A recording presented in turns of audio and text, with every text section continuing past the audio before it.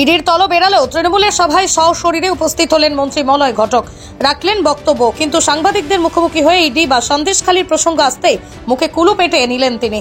তবে সকল জেলা নেতৃত্ব উপস্থিত থাকলেও এদিনের এই কর্মী সভায় দেখা যায়নি কাজল শেখকে। রবিবার সিউড়ির ইনডোর স্টেডিয়ামে all India Trinamool trade union Congress কর্মী সভা ছিল। এই কর্মী সভাতেই সশরীরে এসে যোগ দেন মন্ত্রী মলয় ঘটক সহ ঋতব্রত ব্যানার্জি।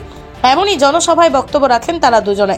পাশাপাশি এই দিন এই সভায় তৃণমূলের জেলা নেতৃত্ব যেমন বিকাশ রায় চৌধুরী, শতাব্দী রায়, রানা সিংহ, চন্দ্রনাথ সিংহ, মলয় মুখোপাধ্যায় সহ প্রত্যেকের উপস্থিত থাকলেও এই সভায় দেখা যায়নি বীরভূম জেলা পরিষদের সভাধিপতি কাজল শেখকে। মঞ্চে উপবিষ্ট আছেন এই জেলার থেকে রাজ্যের মন্ত্রী শ্রী চন্দ্রনাথ সিংহ, উপস্থিত আছেন দুই সাংসদ শ্রী অসিত মাল এবং আমাদের বিশিষ্ট চিত্র অভিনেত্রী, আপনারা সকলেই জানেন এই বীরভূমের তিনি সাংসদ শতাব্দী রায় আছেন, আমাদের বিধায়ক ভাইরা সবাই, জেলা পরিষদের যারা সদস্যা, বিভিন্ন মিউনিসিপ্যালিটির চেয়ারম্যানরা রয়েছেন এবং সর্বোপরি এই জেলার বর্ষিয়ার নেতা অত্যন্ত শ্রদ্ধেয় অধ্যাপক আশিস দা এখানে উপস্থিত আছেন। আমার সামনে উপস্থিত আছেন এই জেলাতে শ্রমজীবী ভাই এবং বোনেরা এবং বন্ধুরা। 2011 সালে রাজ্যের একটা পরিবর্তন আপনারা এনেছিলেন। দীর্ঘ 34 বছরের বাম শাসন ফেলে দিয়ে, ছুড়ে দিয়ে মমতা বন্দ্যোপাধ্যায়কে দায়িত্ব দিয়েছিলেন এই রাজ্যের কর্ণধার, এই রাজ্যের মুখ্যমন্ত্রী হিসাবে। 34 বছর একটা রাজত্ব আপনারা দেখেছেন। বিশেষ করে এই বীরভূমে যখন আমরা আসতাম তখন রাস্তাতে লাল ঝান্ডা ছাড়া অন্য কোনো ঝান্ডা আমরা দেখতে পেতাম না। কিন্তু 2011-র আগে মানুষ জানতেন না যে শ্রম দপ্তর বলে একটা দপ্তর আছে এবং শ্রম দপ্তর শ্রমিকদের জন্য কিছু কাজ করে। কারণ বামফ্রন্টের সময়ে শ্রম দপ্তরের কোনো কাজ শ্রমিকদের জন্য হতো না। নানা রকম মিথ্যা কথা বলে, শ্রমজীবী ভাই বোনেদের মিথ্যা বুঝিয়ে লাল ঝান্ডা নিয়ে রাস্তাতে মিছিল করতেন। সমস্ত শ্রমিক এক হও আওয়াজ তুলতেন, শ্রমিক ঐক্য জিন্দাবাদ আওয়াজ তুলতেন। কিন্তু শ্রমিক ভাইদের কোনো কাজ আজ পর্যন্ত 11 সালের আগে তারা করেননি। আপনাদের উদাহরণ দিয়ে বলি, যে কোনো শ্রমজীবী মানুষের জন্য একটা মিনিমাম ওয়েজেস হয়, অর্থাৎ কেউ যদি কাজ করেন প্রাইভেট মালিকানাধীন জায়গায় তাহলে তাদেরকে একটা মিনিমাম মাইনে দিতে হয়। 2011-র আগে এই মাইনেটা ছিল মাত্র 2200 টাকা, অর্থাৎ 2200 টাকা। এবং সিপিএম এর আমলে, বামফ্রন্টের আমলে দীর্ঘ 22 বছর ধরে এই মাইনে বাড়েনি। 2200 টাকা দীর্ঘ 22 বছর ধরে একটা টাকা বাড়েনি।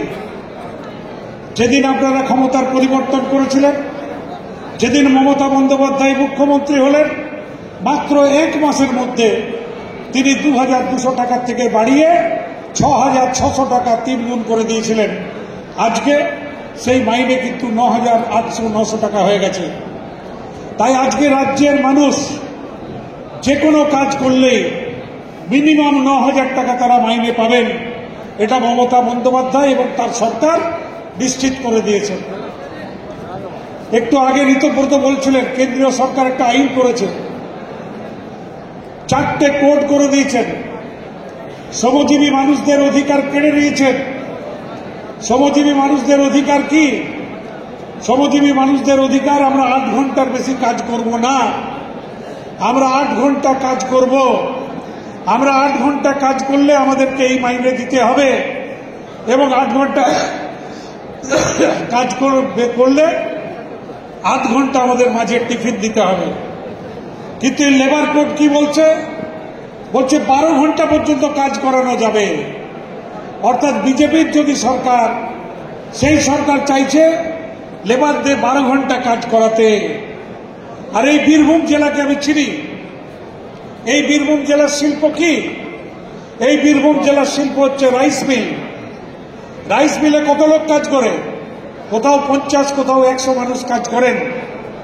এবং এই 50-100 মানুষ কাজ করলে শ্রম কোড অনুযায়ী 300 লোক যেখানে কাজ করেন, সেই 300 লোকের কমে কাজ করলে সেখানে কোনো আইন প্রচলন হবে না, সেখানে কোনো আইন চলবে না। অর্থাৎ মালিক পক্ষ যে কোনো যারা কর্মী তাদেরকে যখন খুশি রাখতে পারবেন, যখন খুশি ছাঁটাই করতে পারবেন, যখন খুশি যা খুশি তারা মাইনে দিতে পারবেন। আপনাদের আইনি সাহায্য আপনারা পাবেন না। এখন যদি কেউ অন্যায় করে, এখন যদি কোনো মালিক বেআইনি কাজ করে, আপনাদের জন্য শ্রম দপ্তর আছে, ডিএলসি আছে, এএলসি আছে, আপনাদের জন্য কোর্ট খোলা আছে। কিন্তু শ্রম কোড চালু হয়ে গেলে সেই শ্রম কোডে 300 কম যেখানে কাজ করে তাদের এএলসি ডিএলসি অফিসে যাওয়ার অধিকার কেড়ে নেওয়া হচ্ছে, তাদেরকে কোর্টে যাওয়ার অধিকার কেড়ে নেওয়া হচ্ছে। আমি ধন্যবাদ জানাই, আমি সালাম জানাই মাননীয় মুখ্যমন্ত্রীকে যে তিনি বলে দিয়েছেন পশ্চিমবঙ্গে যতদিন তৃণমূল কংগ্রেস থাকবে, পশ্চিমবঙ্গে যতদিন মমতা বন্দ্যোপাধ্যায় থাকবেন, ততদিন পশ্চিমবঙ্গে শ্রম কোড চালু হবে না, শ্রম কোড চালু হবে না। তাই আমরা চালু হতে দিইনি। তাই আজকেও শ্রমিকদের যে অধিকার, সেই অধিকার পশ্চিমবঙ্গে বজায় আছে।